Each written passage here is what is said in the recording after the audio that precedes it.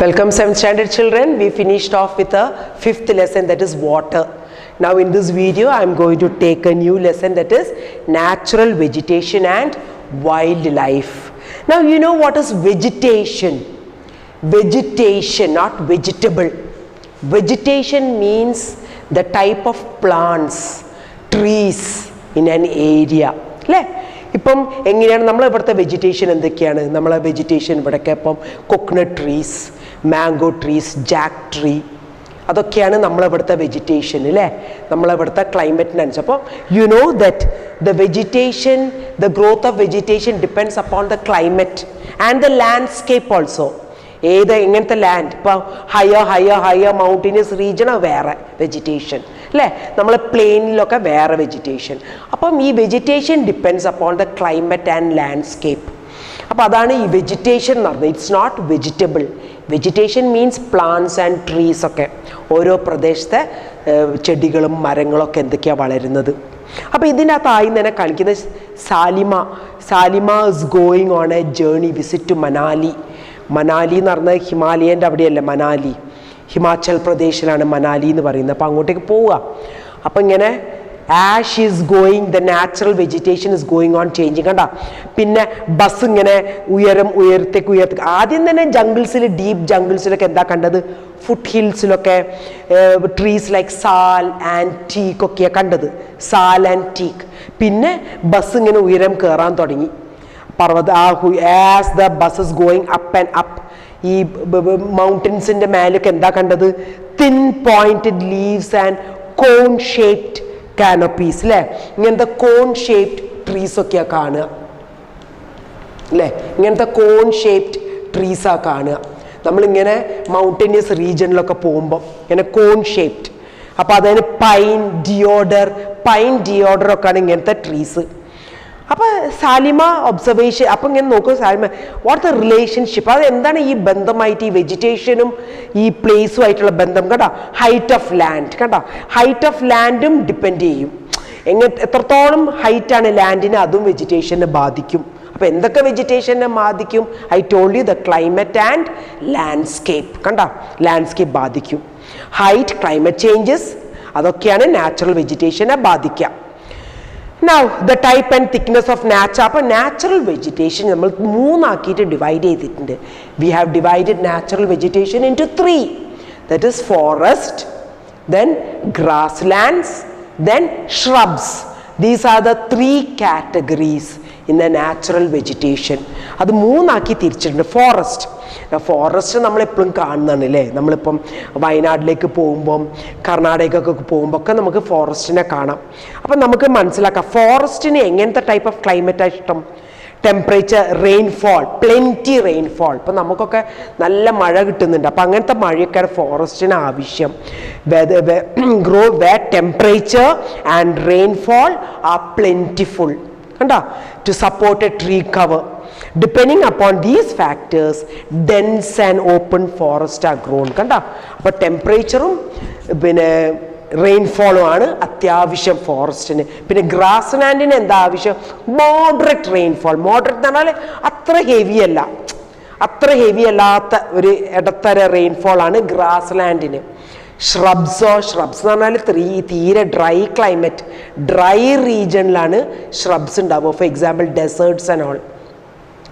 അപ്പോൾ ഷാലിമ അങ്ങനെ sharing experience of Himalayan trip to a father എന്ന് പറഞ്ഞാൽ ഒരുപാട് സ്ഥലത്തൊക്കെ കണ്ടതാണ്.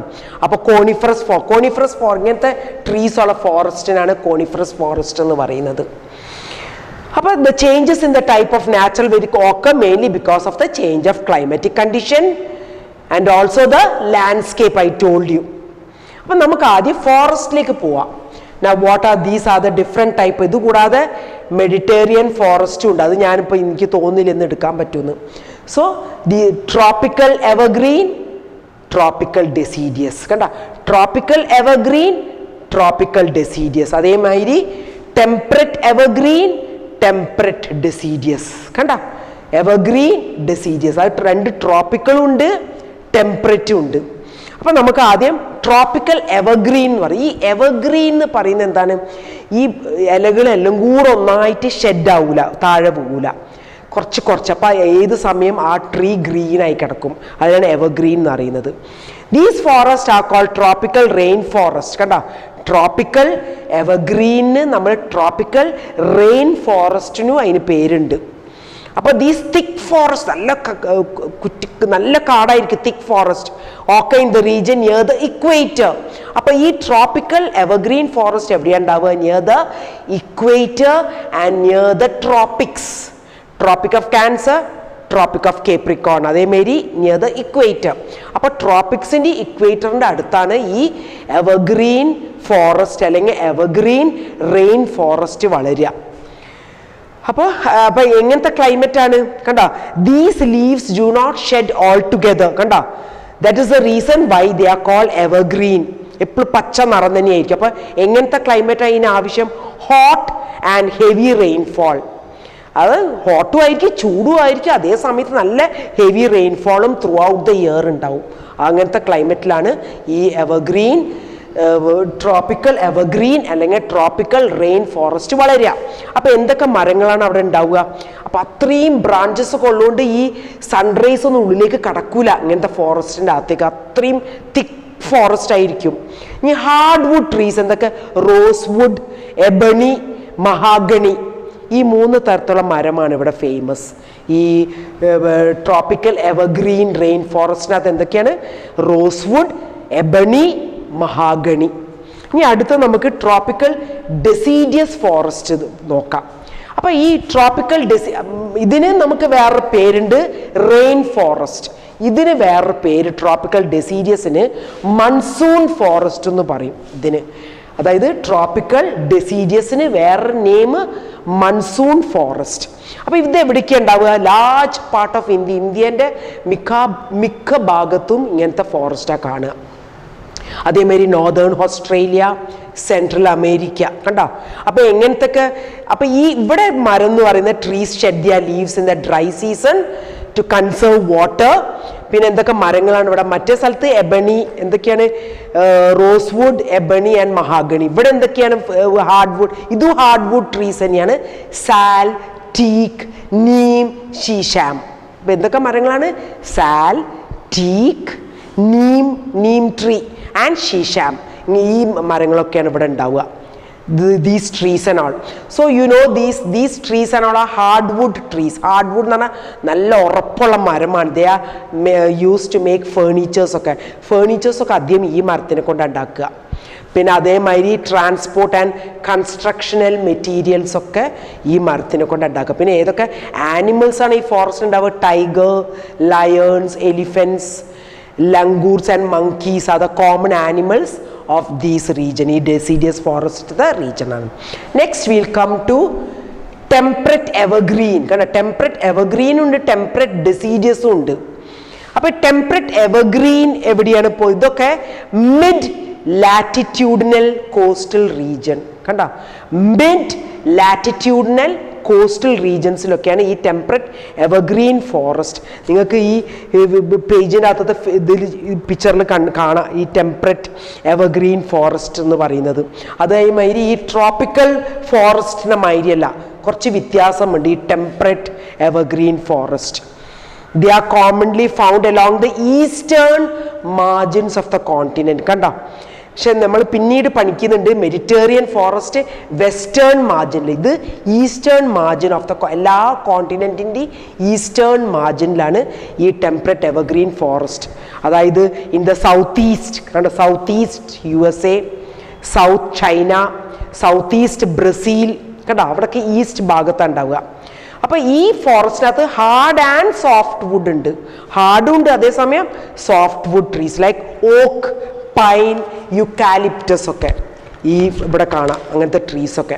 Next will come to temperate deciduous forest. ഇതൊക്കെ ഹയർ ലാറ്റിറ്റ്യൂഡ്സ്. കണ്ടോ, എത്രത്തോളം നമ്മൾ ഉയർത്തേക്ക് പോകുന്ന അത്രത്തോളം ഹയർ ലാറ്റിറ്റ്യൂഡ്സിലാണ് temperate deciduous forest are found. കണ്ടോ, they are found in the northeastern part of USA, China, New Zealand, Chile, and also found in the coastal region of Western Europe. കണ്ടോ, they shed their leaves in the dry season.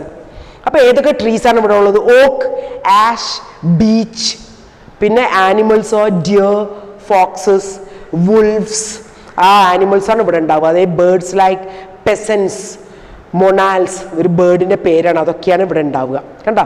അപ്പോൾ അതൊക്കെയാണ് ഈ temperate deciduous forest. പിന്നെ വേറെ ഒന്നുണ്ട്, ഇനി ഇത് കൂടാതെ നമുക്കൊരു മെഡിറ്റേറിയൻ വെജിറ്റേഷൻ ഉണ്ട്.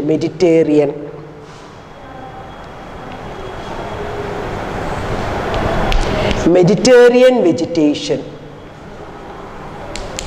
അപ്പോൾ ഈ ഫോറസ്റ്റ് നിങ്ങൾ next is what Mediterranean vegetation. കേട്ടോ? most of the east and northeast margin of the covered by temperate. ഞാൻ പറഞ്ഞില്ലേ ഈ ടെമ്പറേറ്റ് എവർഗ്രീൻ, ടെമ്പറേറ്റ് ഡെസിഡിയസ് ഒക്കെ ഈസ്റ്റേൺ മാർജിൻ, ഈസ്റ്റ് ഭാഗത്തും എല്ലാ കോണ്ടിനെന്റ് ഈസ്റ്റ് ഭാഗത്താണ്. അതേ സമയത്ത് ഈ മെഡിറ്റേറിയനോ ഓൺ ദ വെസ്റ്റേൺ. കണ്ടോ? in the western, it mostly found the areas around the Mediterranean Sea in Europe and also found in the actual Mediterranean region.